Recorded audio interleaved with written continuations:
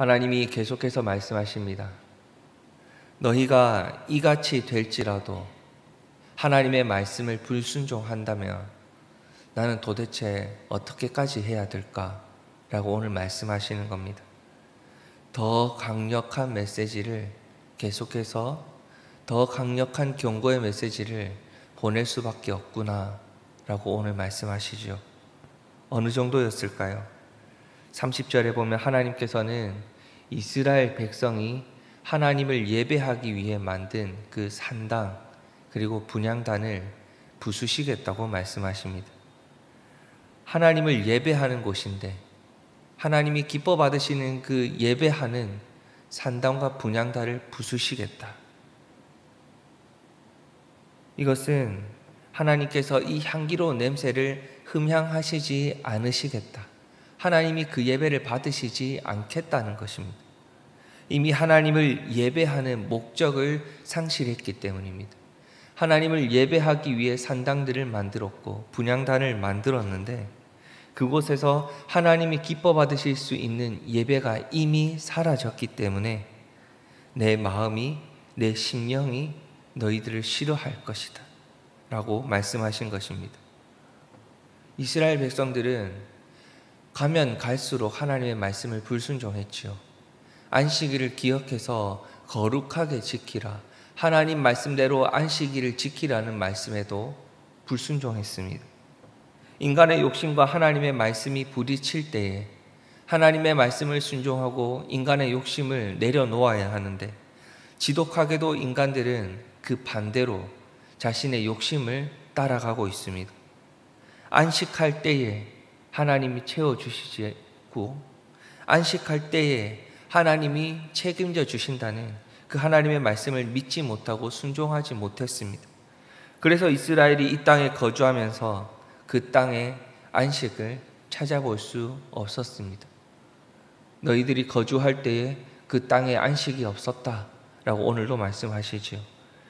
결국 불순종하면 7배나 징벌을 더하시겠다던 그 하나님의 경고의 메시지가 오늘 본문 말씀에서 그 끝을 향해 달려갈 수밖에 없은 것입니다. 그때부터 상상할 수 없는 무서운 일들이 눈앞에 펼쳐지기 시작합니다. 배가 고픕니다. 그 첫 시작이 너무나도 잔인한데 배가 고프다고 자기 자식들의 살을 먹습니다. 자기 자식들을 잡아먹는 것이죠. 이런 일이 일어날 수 있을까요? 과연 가능할까? 그런데 성경에 이런 일들이 일어났습니다. 열왕기하 6장에 보면 아람 왕 벤하닷이 사마리아를 포위 공격했을 때 이스라엘 백성들은 서로 자신의 자식들을 잡아 먹었습니다. 예레미야 2장에서는 바벨로니아가 유다를 공격했을 때 그렇게 식량이 고갈되어 갔을 때 예루살렘의 여인들은 서로 자식들을 잡아 먹었습니다. 이런 일들이 일어나기 시작합니다. 31절부터는 이스라엘 백성들의 성읍이 황폐하게 될 것이다 라고 말씀을 합니다. 전쟁이 끝난 후에 가나안 땅은 이스라엘의 원수들이 점령해서 그곳에서 정착해서 살아가기 시작했습니다. 이 원수들은 자신들이 점령한 가나안 땅을 황무하게 만드니가, 황량하게 만드니가, 황폐하게 만드니가 그들이 예배하는 하나님이라는 사실을 깨닫게 되고 깜짝 놀랄 수밖에 없었습니다. 하나님의 말씀에 불순종한다면, 하나님을 예배해야 하는 이들이 하나님의 말씀을 불순종하면 이렇게까지도 된단 말인가? 그것을 눈앞에 보고 경험하고 깜짝 놀랐던 것입니다.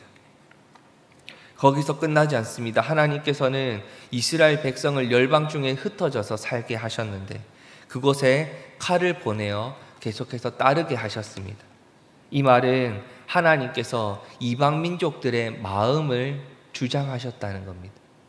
그들의 마음을 악하게 하시고 적대감에 가득 차게 하셔서 이스라엘 백성을 향해 계속해서 칼을 겨누고 괴롭히고 그들을 핍박하게 하셨다는 것입니다. 또한 이스라엘의 남은 자들의 마음을 약하게 겁에 질리게 하셔서 바람 소리에도 깜짝 놀라서 도망치게 하시고 잎사귀 소리에도 놀라 도망치게 만드셨습니다. 하나님은 사람을 창조하셨고 그 마음을 하나님께서 주장하실 수 있는 분이시라는 거죠. 얼마나 상상할 수도 없는 무서운 일이 계속해서 일어난단 말입니까? 이 모든 것은 단 하나였습니다. 하나님의 말씀에 불순종한다면 이런 일들이 하나님의 벌이 경고의 메시지가 7배나 더하여서 깨닫고 돌아올 때까지 계속해서 일어날 것이다 라고 오늘 말씀하시는 것입니다. 계속해서 불순종한다면 하나님의 경고의 메시지는 끝이 나지 않을 것입니다. 하나님은 약속대로 이스라엘을 가나안으로 인도하셨지만 그곳에서 하나님을 의지 않고 그 땅을 의지하는 순간 하나님은 계속해서 경고의 메시지를 보내셨고 벌을 하셨고 하나님만을 의지하고 하나님의 말씀을 순종하고 하나님께로 돌아올 때까지 그들에게 경고의 메시지를 보내셨고 돌아왔을 때에는 또한 회복의 메시지를 허락하셨다는 것이 말씀에서 이스라엘의 역사에서 증명되었습니다. 우리는 어떻습니까? 우리는 하나님만을 의지하고 살아가고 있습니까? 정말 하나님의 말씀에 순종하며 살아가고 있습니까? 아니면 우리가 우리의 삶 속에서 그 하나님의 말씀을 온전히 붙들지 못할 때에 하나님이 계속해서 경고의 메시지를 보내시는데 우리는 그 메시지에 조금 둔감하게 반응하고 있지는 않습니까? 하나님을 의지 않고 세상을 의지하고 살아가지는 않습니까? 그것이 하나님이 말씀하시는 우상이 아닐까요? 재력이나 권력, 세상의 방법이나 지혜나 힘 이런 것들을 하나님보다 더 의지하고 있다면 오늘 이 끔찍한 말씀이 우리를 향한 경고의 메시지가 아니겠습니까? 이스라엘 백성은 결국 포로로 끌려갔습니다. 하나님이 겁만 주시는 것이 아니라 안 되면 경고하시는 대로 행하시는 분이 또한 하나님이십니다.